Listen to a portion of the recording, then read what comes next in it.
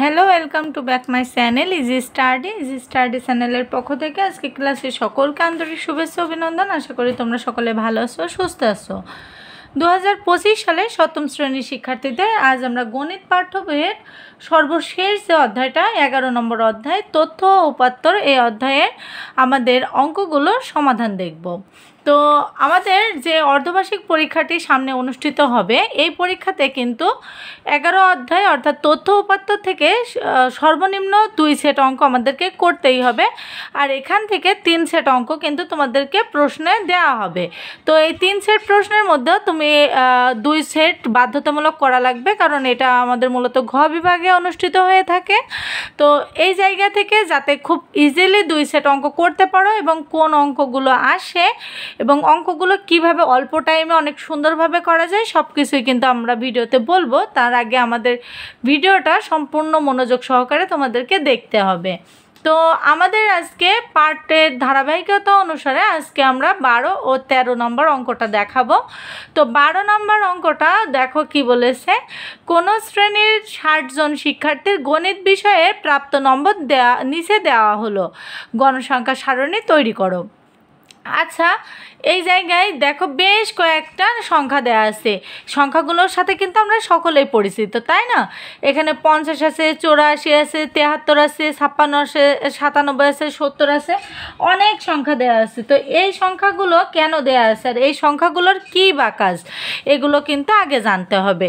এখানে দেখো আমাদের প্রশ্নে কিন্তু বলা আছে যে কোনো শ্রেণীর 60 জন শিক্ষার্থী, এখানে একটা শ্রেণী, যেমন ধরো সপ্তম শ্রেণীর শিক্ষার্থীদের 60 জন আছে। তো 60 জন শিক্ষার্থী তোমাদের গণিত বইয়ে কোন কোন নাম্বার পেয়েছো, কোন কোন বিষয়ে কত নাম্বার পেয়েছো, এটাই আর কি এখানে দেওয়া আছে। কেউ হয়তো 50 পেয়েছে, কেউ হয়তো 54 পেয়েছে, কেউ হয়তো 70 পেয়েছে, কেউ 72 পেয়েছে, এরকম আর কি। তো এই নাম্বারটা কাউন্ট করা হবে। তো গণসংখ্যা সারণীটা তৈরি করতে হবে। তো তোমাদের পরীক্ষায় কিন্তু যে 3 সেট অঙ্ক আসবে তার ভিতরে এক সেটের উদ্দীপক কিন্তু এইভাবে দেওয়া থাকবে, 100% এইভাবে এক সেট দেওয়া থাকবে, আর এক সেট কিন্তু তোমাদের এইভাবে দেওয়া থাকবে, এই যে এখানে ছক আকারে দেওয়া থাকবে। আর একটা সেট অজীব রেখা আঁকতে হবে এবং কি করতে হবে সেটাও আমি অবশ্যই বলে দিব। তো এখানে যে গণসংখ্যাটা আঁকতে হবে, সেই গণসংখ্যাটা কিভাবে করবে, গণসংখ্যা নির্ণয় করার জন্য এখানে সর্বপ্রথম আগে সংখ্যাগুলো খুব সুন্দরভাবে দেখতে হবে। তো সংখ্যাগুলো দেখো, এখানে 50 দিয়ে শুরু হয়েছে, যদিও 50-এর থেকে অনেক কম কম বলা আছে। এখানে দেখো 22 আছে, তারপরে সর্বনিম্ন এখানে 22ই আছে। আর এখানে দেখো যদি আমরা সবগুলো সংখ্যা দেখি তাহলে সর্বোচ্চ সংখ্যা এখানে দেখো 99 আছে, এই যে এই জায়গায় আমাদের 99 আছে, আর সর্বনিম্ন আমাদের 22 আছে। তোমাদের অবশ্যই কিন্তু এই দুইটা বিষয় লক্ষ্য রাখতে হবে, যে সংখ্যাগুলো দেয়া আছে এই সংখ্যাগুলোর মাঝে সর্বনিম্ন কোন সংখ্যাটা আছে এবং সর্বোচ্চ বা সবথেকে বেশি নাম্বার আছে কোনটা। তো এখানে আমাদের একটা বিষয় যদি লক্ষ্য করো তাহলে দেখতে পারবা, যখন আমাদের শ্রেণী শিক্ষকরা কোনো পরীক্ষার খাতা দেয় আমাদের সামনে, তখন কিন্তু স্যারেরা বলে যে এই হাইয়েস্ট পেয়েছে এই বাচ্চাটা বা এই মেয়েটা সর্বোচ্চ নাম্বার পেয়েছে, আবার এই ছেলেটা সর্বনিম্ন নাম্বার মানে সব থেকে কম নাম্বার পেয়েছে। তো এইগুলো যেমন হয় ঠিক এই অঙ্কর ক্ষেত্রে এটা দিয়ে তোমরা মনে রাখতে পারো। তো প্রথমে তোমাদের পরিসর বের করতে হবে। দেখো তোমাদের আগে এখানে লিখে নিতে হবে যে মনে করি বা সর্বোচ্চ, এখানে সর্বোচ্চ মান 99। আমাদের কিন্তু এই যে এখান থেকেই কিন্তু আমরা নাম্বারটা লিখেছি, এই যে এই জায়গা থেকেই কিন্তু আমরা নাম্বারটা পেয়েছি। এখানে আমাদের মনের মতো নাম্বার নেওয়া যাবে না। এখানে আমরা লিখেছি সর্বোচ্চ মান হচ্ছে 99 এবং সর্বনিম্ন মান ছিল আমাদের 22, তাই আমরা 22 লিখেছি। এখন এই যে আমাদের পরিসর নির্ণয়ের একটা সূত্র আছে, এই সূত্রটা কিন্তু তোমাদের অবশ্যই মুখস্থ করতে হবে। পরিসর নির্ণয়ের সূত্রটা মুখস্থ না রাখলে কোনোভাবে অঙ্ক করা সম্ভব না। তো এখানে দেখো পরিসর সমান সমান সর্বোচ্চ মান মাইনাস সর্বনিম্ন মান প্লাস 1, এটা হচ্ছে আমাদের অঙ্ক নির্ণয়ের সূত্র। যেমন a + b হোল স্কয়ারের সূত্র, a - b হোল স্কয়ারের সূত্র, ঠিক এটাও একটা এই অধ্যায়ের সূত্র। তো এখানে দেখো সর্বোচ্চ মান কত 99, তাই আমরা 99 দিয়েছি। এখানে সূত্রে মাইনাস ছিল তাই মাইনাস। এখানে সর্বনিম্ন মান কত 22, তাই 22 দিয়েছি। এখানে সূত্রের সাথে +1 ছিল তাই +1 দিয়েছি। এবার দেখো 99 থেকে যদি আমরা 22 মাইনাস করি তাহলে আমাদের 77 আসে। তো 77 রাখলাম প্লাস এই 1 থাকলো। এবার 77কে 1 দ্বারা যোগ করলে আমরা 78 পাই। এখন একটা বিষয় দেখো, এই যে শ্রেণী ব্যাপ্তি আমি যে 10 ধরেছি, এই 10টা আমি কেন ধরলাম? আর 10 কি আদৌ এই অঙ্কের ভিতরে ছিল? এই অঙ্কের ভিতরে কোথাও কিন্তু 10 ছিল না। কিন্তু একটা বিষয় তোমরা মনে রাখবা, এখানে আমাদের একটা ব্যবধান ধরতে হবে। তো ব্যবধান ধরার ক্ষেত্রে তোমরা 5ও ধরতে পারো, 10ও ধরতে পারো, কিন্তু অঙ্কর যদি অনেকগুলো অঙ্ক দেয়া থাকে, মানে অনেক বেশি সংখ্যা দেয়া থাকে, তাহলে তোমরা অবশ্যই 10 ধরার চেষ্টা করবা। আর যদি কম সংখ্যা দেয়া থাকে, যেমন ধরো এই লাইনটা তোমার দেওয়া নেই, জাস্ট এই 2টা লাইন দেওয়া আছে, তাহলে সেক্ষেত্রে তোমাদের 5 ধরলেও কিন্তু অঙ্কটা করতে পারবা। এখানেও 5 ধরে অঙ্কটা করা সম্ভব, কিন্তু অনেক বেশি সময় লাগবে এবং অনেক বেশি পরিসরে করতে হবে, তাই আমি 10 ধরেছি। এটা তোমাদের ইচ্ছার উপরে ডিপেন্ড করবে। তো এখানে শ্রেণী ব্যাপ্তি আমি 10 ধরেছি। এবার এটা হচ্ছে আর একটা সূত্র, শ্রেণীর সংখ্যা সমান সমান পরিসর ভাগ শ্রেণী ব্যাপ্তি। এখানে আমি যখন পরিসরটা নির্ণয় করছিলাম, অনেকে হয়তো কনফিউজ ছিলে যে ম্যাম এখানে তো আমাদের গণসংখ্যা নিবেশন সারণী নির্ণয় করতে হবে, তাহলে এখানে পরিসরটা নির্ণয় করব কেন? এই যে কনফিউশন কাজ করছিল, সেই কনফিউশনটা এখন আমি দূর করব। এখন শ্রেণী সংখ্যা নির্ণয় করতে হলে অবশ্যই পরিসর নির্ণয় করতে হবে, আর পরিসর নির্ণয় করতে হলে অবশ্যই আমাদের এইটা বের করতে হবে। তাই দেখো, এই যে শ্রেণী সংখ্যা সমান সমান পরিসর ভাগ শ্রেণী ব্যাপ্তি। তো এখানে আমাদের এটাও একটা সূত্র, এই সূত্রটা অবশ্যই তোমরা একটু মুখস্থ করো। শ্রেণী সংখ্যা সমান সমান পরিসর ভাগ শ্রেণী ব্যাপ্তি। তো এখানে পরিসর আমরা 78, এই যে 78 পেয়েছি, তাই 78 লিখলাম। এবার শ্রেণী ব্যাপ্তি আমরা এখানে কত ধরেছি? 10, তাই আমি 10 দিয়েছি। এখানে যদি তোমরা কেউ 5 ধরো তাহলে অবশ্যই 5 দিবা, 5 অথবা 10 ধরবা। তো এখন দেখো, তোমরা ক্যালকুলেটারে 78 ভাগ 10 যদি করো তাহলে 7.8 আসবে। তো যেহেতু আমাদের দশমিকের পরে 8 আছে, আমরা জানি দশমিকের পরে যদি 4 বা 4-এর অধিক কোনো সংখ্যা থাকে, তাহলে আমাদের এই দশমিকের আগের সংখ্যার সাথে 1 যোগ করতে হয়।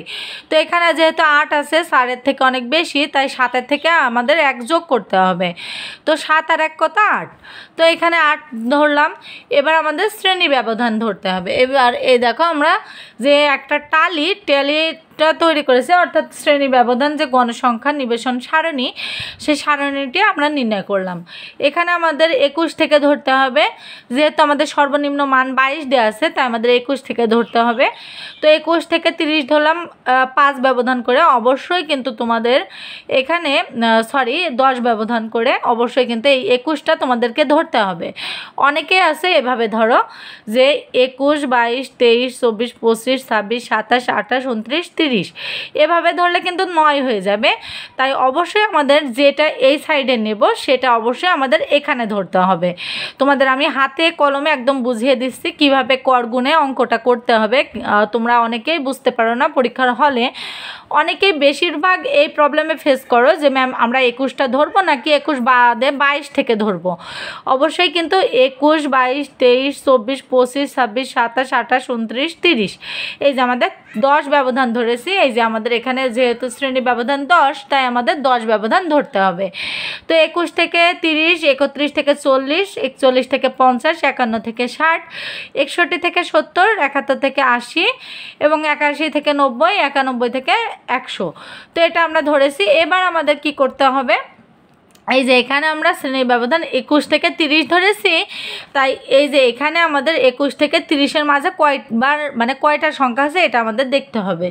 তো এখানে দেখো, এই যে এই প্রথম লাইনে কিন্তু আমাদের 21 থেকে 30-এর মধ্যে কোনো এই একটাই 22 আছে, আর এখানে 33, 30-এর বড়, ওটা নেওয়া যাবে না। এখানে একটাও নাই, এখানে একটা আছে, এখানে একটা আছে, তাহলে একটা, দুইটা, তিনটা আর আমাদের এখানে দেখতে হবে আর একটা পাওয়া যায় কি, এখানে এই যে এখানে 27 আছে।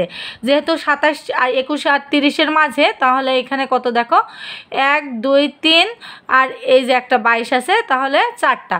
তাই এই জায়গায় যে 4টা আমরা সংখ্যা পেলাম 21 থেকে 30-এর মাঝে, সেই 4 আমরা এখানে দিব। গণসংখ্যা যে কয়টা সংখ্যা পাবো সে কয়টা সংখ্যা আমরা এখানে লিখব এবং এখানে সে কয়টা ট্যালি দেব। তাহলে এখানে যেহেতু 4 আছে, তাই আমরা 4টা দাগ দিলাম। এটাকে কিন্তু ট্যালি চিহ্ন বলা হয়। তোমরা অবশ্যই এটা একটু দেখো, এটা হচ্ছে ট্যালি চিহ্ন। যদি 4-এর অধিক মানে 5টা যখনই পড়ে যাবে তখন এর উপর দিয়ে একটা বেড়া চিহ্ন মানে এর উপর দিয়ে এমন একটা চিহ্ন দিতে হবে। তো এবার আমরা প্রথম লাইন কমপ্লিট করলাম। এবার দেখো 31 থেকে 40 পর্যন্ত কয়টা সংখ্যা আছে এখানে? 31 থেকে 40 পর্যন্ত আমাদের এখানে আছে, দেখো এই জায়গায় এই যে একটা আছে আর এখানে একটা আছে, দুইটা, আর কিন্তু নাই। দেখো এই যে 31 আর 33 আছে, তো 31 আর 33 যেহেতু আছে দুইটা, তাই আমরা এখানে 2 দিয়েছি, এখানে আমরা দুইটা বেড়া চিহ্ন দিয়ে দিয়েছি। এখানে সেম প্রসেসে দেখো 4, 2, এখানে আমরা কিন্তু 41 থেকে 50 পর্যন্ত এই গণসংখ্যা যে একটা অবিন্যস্ত সংখ্যা আছে এখানে কিন্তু আমরা পেয়েছি 11টা, তাই আমরা 11টা দিয়ে দিয়েছি, অর্থাৎ 5টা 5টা করে আলাদা করে দিয়েছি, আর আলাদা যে একটা ছিল সেটা সাইডে রেখেছি। তারপরে 51 থেকে 60 পর্যন্ত 7টা পেয়েছি, তাই 7টা আমরা এখানে ট্যালি দিয়েছি। 61 থেকে 70 পর্যন্ত আমরা 16টা পেয়েছি, তাই 16টা ট্যালি। এখানে দেখো এখানে 5টা আছে, এখানে 5টা, এখানে 5টা, 5 5 3 5 15 আর 1 16। তারপরে 71 থেকে 80 পর্যন্ত আমরা 9টা পেয়েছি, 81 থেকে 90 পর্যন্ত আমরা 7টা পেয়েছি, এবং 91 থেকে 100 পর্যন্ত আমরা 4টা পেয়েছি। তো মোট গণসংখ্যা নির্ণয় করে দেখো এই মোট গণসংখ্যাগুলো আবার যোগ করলে আমাদের 60 হচ্ছে কিনা। আচ্ছা, এর একটা সঠিক পদ্ধতি আছে, তুমি পরীক্ষার হল থেকেই বুঝতে পারবা তোমার এই অঙ্কটা সঠিক হয়েছে কিনা। এটা বোঝার জন্য কি করতে হবে, অবশ্যই এই অঙ্কটা কমপ্লিট করার পরে এই গণসংখ্যাটা তোমাদের সম্পূর্ণ যোগ করতে হবে। যোগ করলে এখানে দেখো এখানে যে সংখ্যাটা দেয়া থাকবে, এই যে কয়জন শিক্ষার্থী বা যে কয়জনের কথা বলা থাকবে, এখানে তো 60 জন আছে, তো এখানেও যদি তোমাদের অ্যান্সার 60 আসে তাহলে বুঝতে হবে আমার অঙ্কটা কোথাও ভুল যায়নি, অঙ্কটা আমার সঠিক হয়েছে। এখানে যদি 69 বা 65 বা 62 এমনও আসে তাহলেও কিন্তু কোনোভাবেই অঙ্কটা সম্ভব হবে না। আশা করি তোমরা বুঝতে পেরেছো। 12 নম্বর অঙ্কটা কিন্তু অনেক সহজ ছিল। তো 12 নম্বর অঙ্কটা যদি বুঝে থাকো তাহলে 13 নম্বর অঙ্কটা আরও বেশি ইজিলি তোমরা বুঝতে পারবো, অনেক সহজ, একই প্রসেসে একই নিয়মে অঙ্কটা করব। 13 নম্বর অঙ্কটা দিয়েছে নিচের 50টি দোকানের মালিক বিক্রয়ের পরিমাণ 1000 টাকায় দেওয়া হলো, মানে এগুলো 1000 টাকায় দেওয়া। 5 শ্রেণী ব্যাপ্তি ধরে গণসংখ্যা সারণী তৈরি করো। আচ্ছা, একটা বিষয় লক্ষ্য করো, আমরা যখন 12 নম্বর অঙ্কটা করেছিলাম 12 নম্বর অঙ্কে কিন্তু কোথাও আমাদের শ্রেণী ব্যাপ্তিটা দেওয়া ছিল না।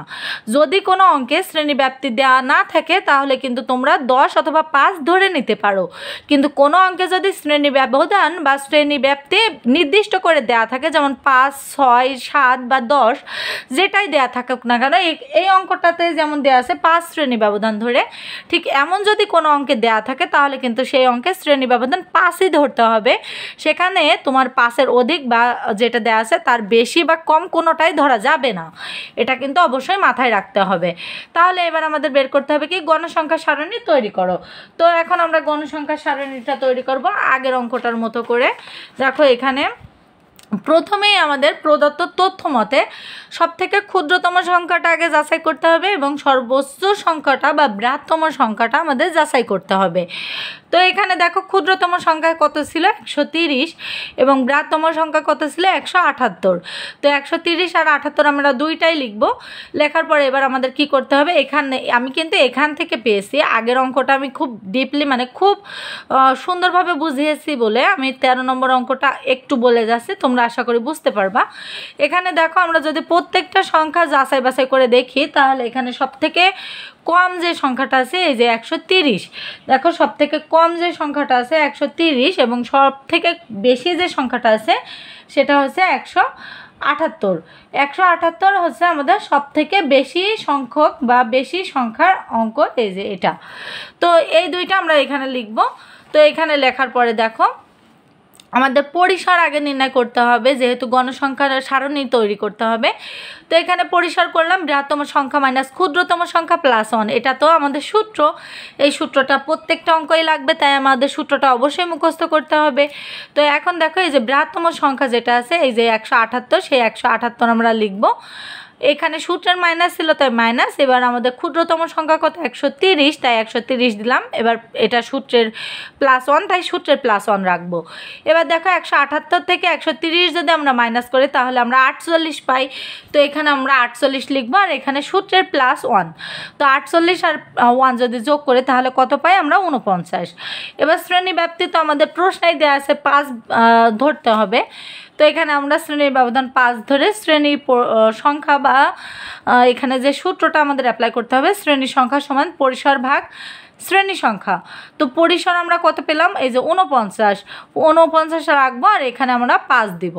এবার দেখো এই যে পরিসরটা যা ছিল সেটাই আমরা দিলাম, দেওয়ার পর এটা ভাগ করলে অর্থাৎ 49কে যদি আমরা 5 দ্বারা ভাগ করি তাহলে আমরা পাই 9.8। আচ্ছা, আর একটা বিষয় আমি তোমাদের সাথে ক্লিয়ার করি, সেটা হচ্ছে এই যে শ্রেণী সংখ্যা কোনোভাবে কিন্তু দশমিক নেওয়া যাবে না। কোনো শ্রেণী সংখ্যার ভিতরে দশমিক বা পয়েন্ট আকারে থাকা যাবে না, সেটা অবশ্যই সংখ্যায় প্রকাশ করতে হবে। আর আমি আগেই বলেছি যে 4-এর বেশি থাকলে তা আগের সংখ্যার সাথে 1 যোগ করতে হবে। তাহলে এখানে দেখো 0.8 আছে, তাই আমাদের 9-এর সাথে 1 যোগ করব, 10 বানাবো।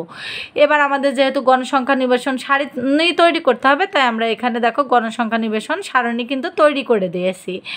তো এখানে আমরা প্রথমে 5 করে যেহেতু ধরতে হবে বলা আছে, আমাদের অঙ্কের ভিতরেই বলা আছে যে 5 করে ধরতে হবে। দেখো শ্রেণী ব্যবধান 5 করে, তাই এখানে দেখো আমরা 30 নিয়েছি, 30 থেকে 34, অর্থাৎ এই যে এখানে ধরবা 30, 31, 32, 33, 34, তাহলে কত আসছে 34। অনেকেই পাগলামো করো, এখানে দাও 130 মাইনাস 135, এটা কিন্তু একদম সম্পূর্ণ ভুল। হ্যাঁ, তোমরা অবশ্যই এটা মাথায় রাখবা, এই অঙ্কটা এভাবে করতে হয়, যেটা ডানে ধরতে হয় সেটাই সহ গুনতে হয়। তো এখানে দেখো আমরা সম্পূর্ণ অঙ্কটা করে দিয়েছি, তোমরা এখান থেকে অঙ্কগুলো কালেক্ট করে নিবা। তো আরেকটা কথা বলি, এখানে দেখো 165 থেকে 169-এর মাঝে আমাদের এখানে কোনো অঙ্কই নেই। 165 থেকে 155 থেকে মানে 160 থেকে বা 165 থেকে সবগুলোরই অঙ্ক আছে, কিন্তু এখানে 165 থেকে 169 যে সংখ্যাগুলো, এখানে যদি তোমরা একটু খেয়াল করো, এখানে কিন্তু 165 থেকে 169 পর্যন্ত কোনো অঙ্কই দেওয়া নেই। যেহেতু কোনো সংখ্যা দেওয়া নেই তাহলে সেখানে আমাদের শূন্য দিতে হবে, তাই আমরা এখানে শূন্য দিয়ে দিয়েছি আর ট্যালির ঘরে আমরা মাইনাস চিহ্নটা দিয়ে দিয়েছি। এটা কিন্তু তোমরা একটু খেয়াল করো। তো আশা করি আজকের অঙ্কটা বুঝতে পেরেছো। অঙ্কগুলো যদি বুঝে থাকো আর অঙ্কগুলো যদি তোমাদের উপকারে এসে থাকে, অবশ্যই তোমরা চ্যানেলটাকে একটু সাবস্ক্রাইব করে দিও। ভিডিওটা কেমন লাগলো অবশ্যই একটু কমেন্ট করে জানিও। ভিডিওতে কোথাও যদি ভুল ত্রুটি থেকে থাকে অবশ্যই ক্ষমা সুন্দর দৃষ্টিতে দেখো এবং কমেন্ট করে জানানোর চেষ্টা করো। আমি আসলে শারীরিকভাবে অনেক অসুস্থ, যার কারণে কথাগুলো হয়তো একটু শুনতে বাজে লেগেছে, আমি তার জন্য আন্তরিকভাবে দুঃখিত। আজকের ভিডিওটা এ পর্যন্তই সমাপ্ত করছি। ধন্যবাদ সকলকে।